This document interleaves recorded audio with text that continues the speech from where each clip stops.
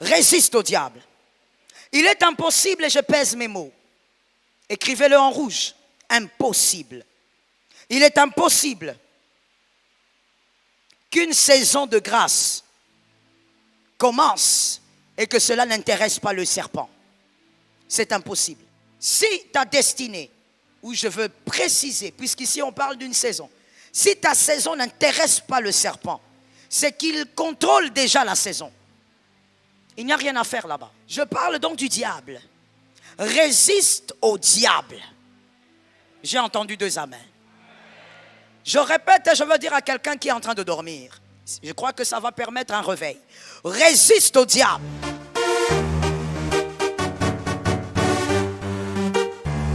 Shalom bien-aimé dans le Seigneur Jésus-Christ.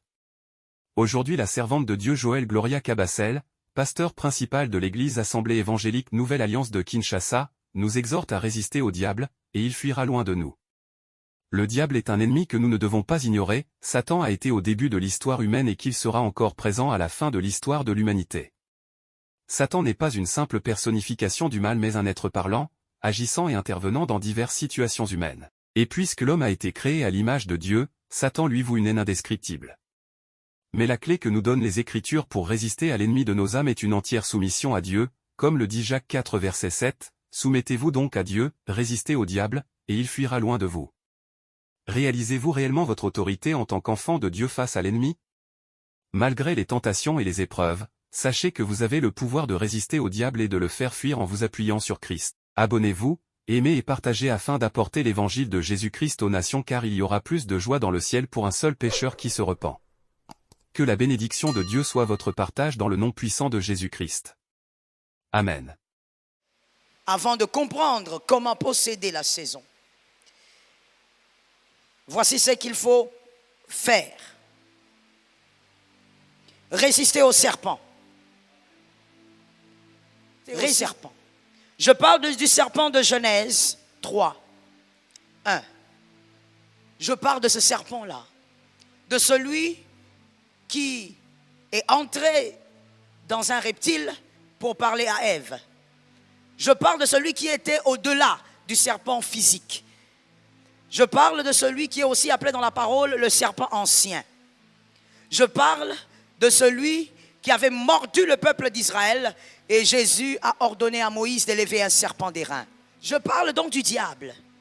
Résiste au diable. J'ai entendu 2 amens. Je répète et je veux dire à quelqu'un qui est en train de dormir. Je crois que ça va permettre un réveil. Résiste au diable. Résiste au diable. Il est impossible, et je pèse mes mots. Écrivez-le en rouge. Impossible. Il est impossible qu'une saison de grâce commence et que cela n'intéresse pas le serpent. C'est impossible. Aucun théologien ne dirait le contraire. Il est impossible qu'une saison de bénédiction commence et que cela désintéresse le serpent. Si le serpent est désintéressé par ta saison, c'est qu'il la contrôle déjà. Merci de retenir et de l'enseigner à vos enfants. Si ta destinée, ou je veux préciser, puisqu'ici on parle d'une saison, si ta saison n'intéresse pas le serpent, c'est qu'il contrôle déjà la saison. Il n'y a rien à faire là-bas. Toute saison qui est censée briller selon Dieu, par Dieu, est l'élément le plus intéressant pour le serpent. Le serpent entre dans votre saison toujours, et là encore je pèse mes mots, toujours avant vous. Merci de le noter et enseignez à vos enfants si possible. Le serpent entre dans votre saison toujours avant vous. Marc 6, 14.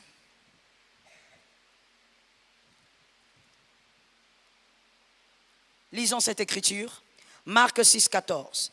Le roi Hérode entendit parler de Jésus, dont le nom était devenu célèbre. Et il dit, Jean-Baptiste est ressuscité des morts, et c'est pour cela qu'il s'est fait par lui des miracles.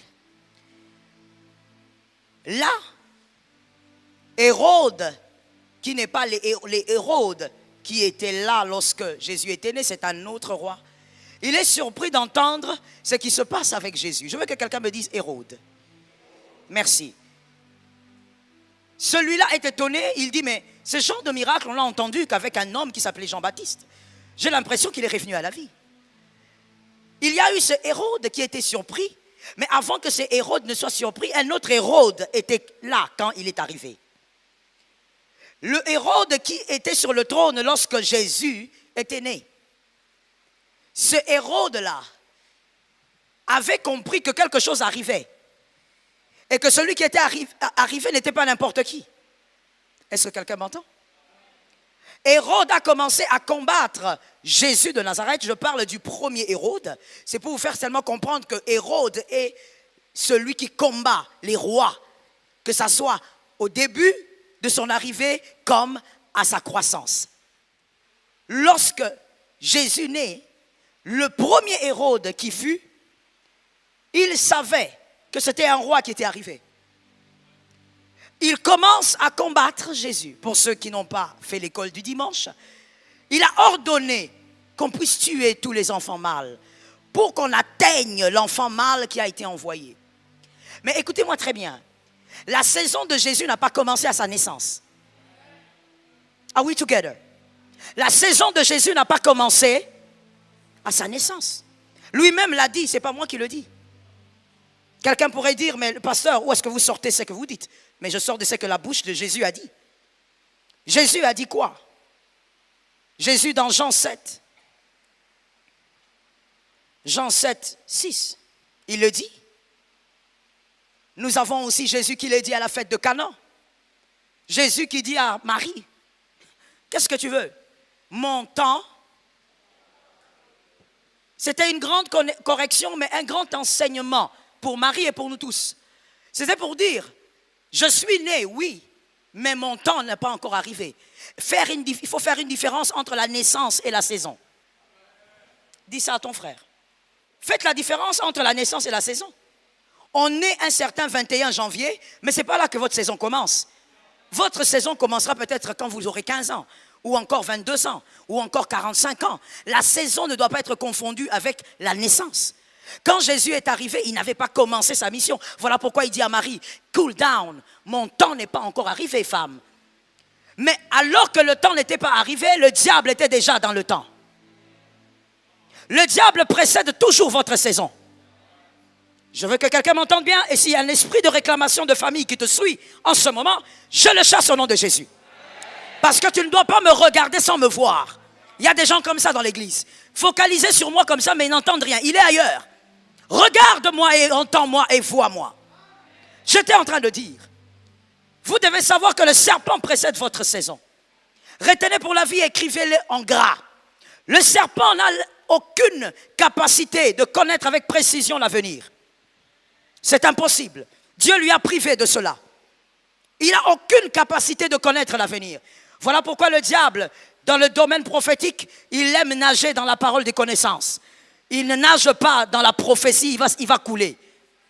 Toute prophétie que le diable donne échoue. Retiens ça. Si tu es une personne enseignée par moi, retiens ça. Toute prophétie que le diable donne échoue. Parce que le diable ne connaît pas l'avenir. Il va tâtonner. Il ne pourra pas atteindre l'avenir. Mais voici ce que le diable sait faire par la ruse. Voilà pourquoi la Bible ne dit pas le diable est intelligent. La Bible dit le diable est rusé. Le diable lit le temps. Voilà pourquoi un nabbi, pour ceux qui viennent le mercredi, un nabbi doit savoir lire le temps. Le diable lit le temps. Il regarde les événements de ta vie depuis ta naissance, il commence à lire. Ce que Dieu fait, ce que Dieu te refuse. Il comprend que toi, même si Dieu t'a refusé la maison d'Isaïe, tu as le trône. Est-ce que quelqu'un m'entend? Le diable lit le temps. Il regarde, il dit, même si celle-ci est à côté d'elle, il y a Pénina qui a 5 enfants, mais c'est elle la porteuse de Samuel. Le diable lit, il décode. Et en décodant, parce qu'il a vécu avec l'homme depuis Genèse, il est très difficile qu'il tape à côté. À 90%, il va réussir sa déduction. Parce qu'il a été avec l'homme depuis Genèse. Il a vu comment Dieu fonctionne avec l'homme. Et donc, Mon frère, voilà pourquoi le diable te précède dans ta saison. Voilà pourquoi avant que la saison n'arrive, certains, lorsqu'on t'annonce seulement que c'est ta saison, les combats commencent. Est-ce que quelqu'un m'entend? Exode 1:8. Exode 1:8. Voici notre bizarrerie qui se passe. Exode 1:8. Il y a eu un pharaon qui n'a pas connu Joseph, comme dit la parole de Dieu. Et ce pharaon a constaté, et j'appelle ça une très grande bizarrerie. Et on va réfléchir ensemble. Ce pharaon, étrangement, c'est seulement sous son règne qu'il constate que le peuple d'Israël fait beaucoup d'enfants. Mais au-delà de faire des enfants, ce peuple fait beaucoup de mal. Est-ce que vous croyez que c'est seulement à sa période que les femmes ont commencé à accoucher des fils? Non. Ils ont toujours. Le peuple d'Israël, c'est depuis la prophétie d'Abraham que ce peuple, quand ce peuple s'est étendu à 12, ils ont commencé à beaucoup enfanter. Jusqu'aujourd'hui, c'est un peuple qui met au monde beaucoup d'enfants.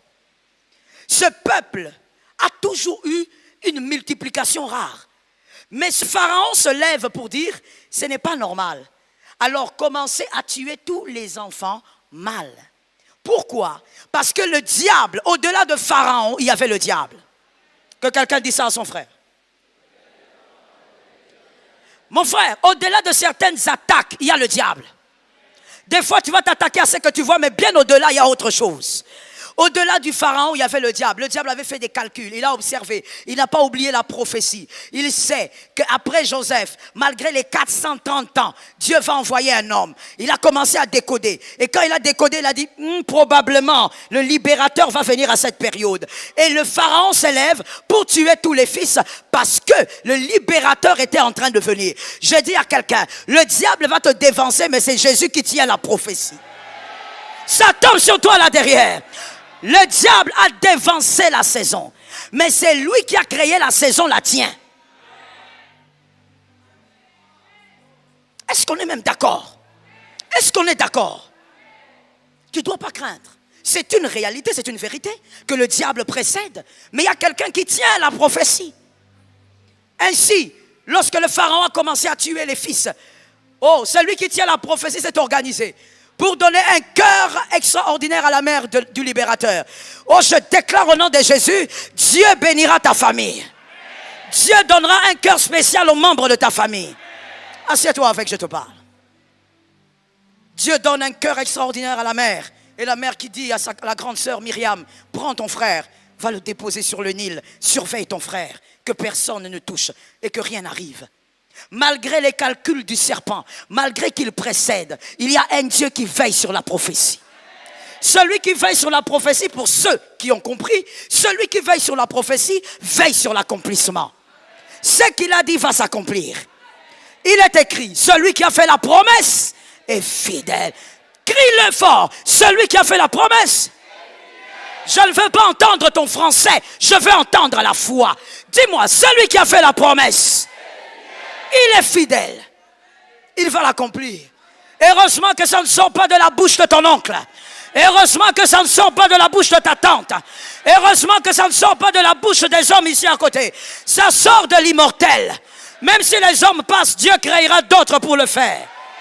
Ça tombe sur toi au nom de Jésus. Même si les hommes passent, Dieu en verra d'autres.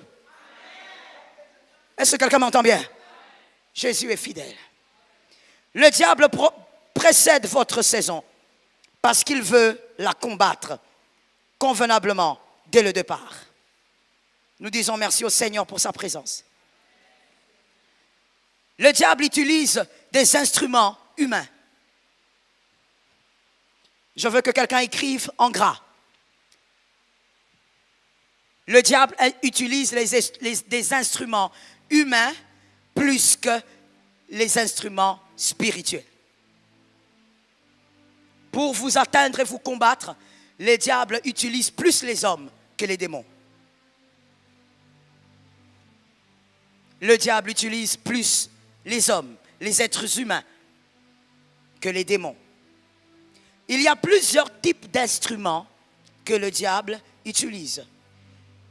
Plusieurs types d'instruments humains. Même au niveau des instruments humains, il y a plusieurs catégories. Et donc, je veux juste vous parler d'un seul instrument humain que le diable, d'un seul type d'instruments humains que le diable utilise dans votre saison. Lorsque c'est votre saison, c'est le temps de votre brillance. Tu n'as pas entendu. Ou peut-être que tu étais dans le sommeil paradoxal, tu ne m'as pas entendu. Je disais, lorsque c'est votre saison, c'est le temps de votre brillance. Dites à un frère, à une sœur, dans ma saison, personne ne prend ma place. Personne. Ne soyez pas Saül. Restez David jusqu'à la fin. Faites mieux même que David. Premier type d'instrument humain que le serpent utilise pour vous combattre dans votre saison, il utilise les Judas au pluriel, virgule, les Judas, les Hérodes au pluriel et les Balak au pluriel également. Il utilise les Judas, les Hérodes et les Balak. Tous se ressemblent sur un seul point. Voici leur définition. Ce sont les personnes qui sont également dans leur saison, mais dont la brillance est inférieure à la vôtre.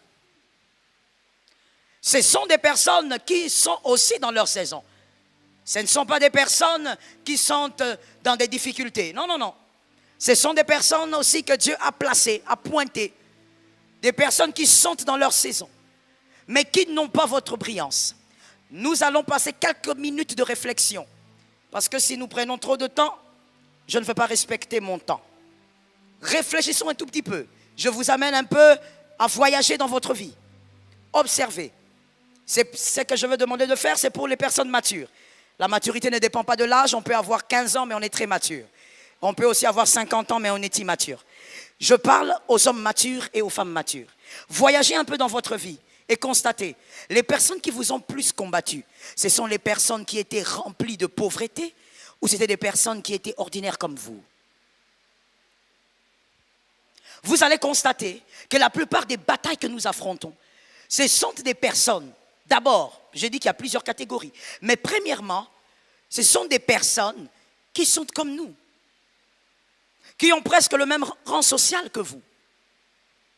Les Balak, les Hérodes, les Judas, ils sont aussi dans leur saison. Mais leur seul péché, c'est qu'ils n'ont pas la même brillance que vous. Vous êtes appelés à briller plus qu'eux. Lève ta main droite et dis avec moi, la brillance ne se ressemble pas. Que quelqu'un d'autre dise maintenant avec moi, ce n'est pas de ma faute, c'est Jésus qui fait grâce. Quelqu'un d'autre va se poser la question, mais pourquoi on combat autant mes enfants? Mais parce que leur brillance est différente. Seulement toi, tu ne le sais pas. Tu n'as pas eu le temps de demander à Dieu quand Dieu t'a donné les enfants. Leur brillance est différente. Voilà les Judas, les Hérodes et les Balak. Vous les aurez partout. Peu importe là où vous travaillez, ces gens sont là. Oui. Peu importe où vous travaillez. Que ce soit professeur à l'université, dans une école, à la primature, peu importe là où vous travaillez, ces hommes sont là. Même si vous vendez les oranges, ces hommes sont là, avec vous, vendant les oranges avec vous. Les personnes qui n'ont pas la même brillance que vous, leur brillance est inférieure. Un homme dans sa saison sait reconnaître la faveur ailleurs. Un homme, dans sa saison, il sait reconnaître la faveur ailleurs. C'est-à-dire, lorsque vous êtes dans votre saison, lorsque Dieu aussi pointe quelqu'un d'autre, vous saurez reconnaître. Vous avez compris? Vous saurez capter ça. Ainsi, nous voyons Matthieu 11, 2, 3. Matthieu 11, 2, 3. Matthieu 11, 2, 3. Dans cette écriture, Jean, il est dans la prison. Il entend des choses sur Jésus. Il entend qu'il y a un homme qui fait des miracles, qui fait des choses extraordinaires. Jean appelle ses disciples et dit, allez lui poser la question. On attend quelqu'un. Est-ce que c'est lui? Il a reconnu que celui qui parle a presque la même grâce que moi, mais on dirait qu'il est supérieur. Lorsque Dieu t'a choisi, tu reconnaîtras les choisis. C'est ce que je voulais te dire, au fait. Lorsque Dieu t'a choisi, tu reconnaîtras les choisis. Vous savez, dans cette affaire, ce n'est même pas une affaire d'avoir le Saint-Esprit, parce que même les païens qui ont la faveur savent reconnaître les hommes de faveur. Ainsi, vous verrez certains hommes d'affaires qui sont très, on va dire, qui savent se mouvoir dans les affaires. Lorsqu'ils veulent prendre des gens pour travailler, des associés, ils pointent bien. Ils ne choisissent pas n'importe qui. Des fois, il peut pointer sur un jeune garçon qui n'a pas encore commencé. Tu t'étonnes. Mais lui, il n'a pas vu le jeune garçon en basket. Parce que lui, il sait comment il est monté. Il voit le même courage, la même faveur dans ce jeune garçon. Celui qui a la grâce reconnaît la grâce. Do you understand? Celui qui a la grâce reconnaît la grâce. Celui qui a été appelé reconnaît les appelés. Voilà pourquoi ça m'a beaucoup étonné. Voilà pourquoi moi je suis très peu, et je dirais même, je ne suis pas du tout dans ce domaine-là. Je disparais dans les, ils ont dit, ils ont fait, ils ont fabriqué, ils ont. Je n'existe pas dans ce domaine-là. Yes. Même sur Internet, tu ne me verras jamais répondre. Et ça n'existera pas. Jusqu'à la fin de ma vie. Des fois, ça monte, ça descend. Mais pasteur, on dit, I have nothing to do. Pourquoi?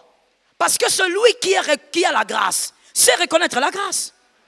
De surcroît, celui qui a le Saint-Esprit, toi tu as le Saint-Esprit ne te dit pas si c'est que le frère fait, c'est la magie ou c'est lui. Quand tu as le Saint-Esprit te dira, ça c'est pas la magie, c'est moi. Comment un païen comme Bill Gates, il peut regarder quelqu'un, il dit, ce garçon, il n'est rien, mais je veux travailler avec lui. Il y a quelque chose sur lui. Comment Bill Gates peut reconnaître la grâce, la faveur qui marche avec un homme? Mais toi, tu as le Saint-Esprit. Tu ne sais pas si le miracle qui opère avec moi, c'est la magie ou c'est Dieu. Comment? N'as-tu pas un Dieu qui te parle? N'as-tu pas un Dieu qui dit Abba Père? Celui qui a la faveur reconnaît la faveur. Ainsi, deux femmes se sont rencontrées un jour. Que Dieu te donne la tienne. Je parle, même si tu es un homme, femme, entends ça spirituellement. Si tu es spirituel, tu as compris. Que Dieu te donne la tienne. Que Dieu te donne cette femme-là qui sera en face de toi, enceinte. Toi aussi, tu es enceinte. Deux femmes se sont rencontrées. L'une d'entre elles a dit, il y a quelque chose qu'il y a dans ton ventre qui est en train de créer un mouvement dans mon ventre. Quand tu as Jean-Baptiste, tu reconnais Jésus quelque part. Est-ce que quelqu'un m'entend bien? Vous allez donc constater qu'il y a des personnes qui sont aussi dans leur saison, mais qui vont vous combattre. Des fois, vous vous posez des questions assez étranges, mais c'est légitime. Voici le type de questions que vous vous posez. Mais pourquoi il me combat? Il est plus grand que moi. C'est-à-dire, il a peut-être un poste plus supérieur que moi. Écoute, avoir un supérieur au travail ne veut pas dire qu'il a plus de brillance que toi. Avoir un chef au travail ne voudrait pas dire qu'il est chef parce qu'il a plus de brillance. Voici la réalité que moi j'ai constatée, que certaines personnes, pas pour dire tous, parce que dire tous, ça serait faux. Certaines personnes remplies de talent, bourrées d'intelligence, une faveur et une grâce exceptionnelle. Des fois même quand tu veux prier pour la personne, Dieu te dit ne prie pas. Cette personne, c'est depuis des générations que je les ai bénis. Qu'est-ce que toi tu vas dire? Une personne remplie de brillance, mais tu regardes sa vie. Compliqué. Il n'arrive pas à s'attraper $100 après 2 bouts de mois. Il a une vie compliquée. Mais c'est quoi le problème? Le problème, c'est que celui qui est chef d'entreprise n'a pas plus de brillance que toi. Seulement, il a des attitudes que toi, tu refuses d'adopter. Il y a des attitudes que vous devez adopter. Si vous n'adoptez pas cela, celui qui est moins brillant que toi, je parle d'abord de la brillance au niveau de l'intelligence. Il est moins brillant au niveau de l'intelligence et aussi il a moins de brillance spirituelle que toi. Sera toujours ton chef. Tu es très brillant, mais tu as des attitudes que tu n'adoptes pas. Je donne un exemple rapide parce que ce n'est pas la thématique d'aujourd'hui, sinon ça va me prendre du temps. Le premier exemple, l'attitude des fois qui te manque, c'est que tu es paresseux. Tu n'es pas courageux. C'est quoi la paresse? De manière très simple et pratique pour qu'on se comprenne et on ferme la parenthèse. À ton âge, tu te réveilles à 7 heures. À ton âge, tu te réveilles à 8 heures. À 7 heures du matin, il y a des gens qui sont sur leur volant en train de rouler. Toi, tu dors. Et qu'est-ce que tu dis? J'ai dormi tard. D'accord. Tu as dormi tard parce que tu as gagné combien? Tu as dormi tard parce que tu regardais un film. Tu as dormi tard parce que tu regardais la télé. Jusqu'aujourd'hui, toi, à ton âge, tu dors tard parce que tu regardes la télé. Pendant que tu regardes la télé, il y a des gens avec leur téléphone qui font entrer des comptes. Il y a des gens qui sont en train de remplir leur compte bancaire. Pendant que toi, tu dors tard. Parce que tu regardes un film. Tu ris jusqu'à 23h minuit. Tu vas dormir avec des yeux gonflés. Les attitudes. Les attitudes. Je suis intelligent, oui. Mais quel type d'attitude tu as qui accompagne cette intelligence? Je suis un fils de la promesse. Oh, s'il vous plaît, arrêtons avec ces slogans vides. Je veux te dire, ne sois pas fils. Ne me dis pas que tu es fils de la promesse. Vis et je saurai si tu es fils de la promesse. Ta vie va me dire si tu es fils de la promesse. Quelqu'un va dire, oh oui, pasteur, même si tu me vois dans cet habit de camouflage. La fameuse phrase que l'apôtre aime dire. L'habit de camouflage. Je suis le fils de la promesse. Mais tu sais, dans l'habit de camouflage de David, il a tué l'ours et le lion. Toi, tu n'as rien tué, tel que tu es là. Tu es dans la paresse. Tu dis que je suis le fils de l'Élaka. Il ne faut pas suivre ça. Ça, ce sont les apparences. Dieu, même derrière les brebis, sentant les brebis, il a tué l'ours et le lion. Toi, tu es focalisé sur ta télé à ton âge. L'attitude. Que Jésus nous donne la victoire. Dis à ton frère que Jésus nous donne la victoire. Shalom bien-aimés dans le Seigneur Jésus-Christ. J'espère que vous avez aimé cette vidéo. Abonnez-vous et partagez pour porter l'évangile de Jésus-Christ aux nations, car il y aura plus de joie dans le ciel pour un seul pécheur qui se repent. Merci de faire partie de notre famille Wonderful Jésus-Christ.